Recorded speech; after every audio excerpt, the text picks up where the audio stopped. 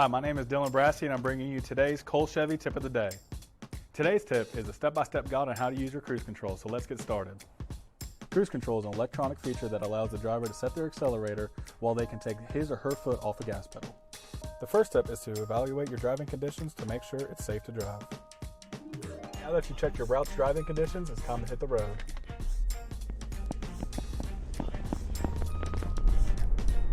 When driving on the interstate, the speed limit is typically between 55 and 70 miles per hour. Once you've reached your desired speed, it's time to activate cruise control. Cruise control can be found on your vehicle's steering wheel, or if you're unsure, just check the owner's manual. To accelerate or decelerate, you simply hit the buttons and the speed you want to go. To increase in speed, you hit the up button, and to decrease, hit the down button. By tapping the brake, the cruise control will disengage on most vehicle models. Using cruise control is a great way to control your vehicle speed as well as fuel consumption.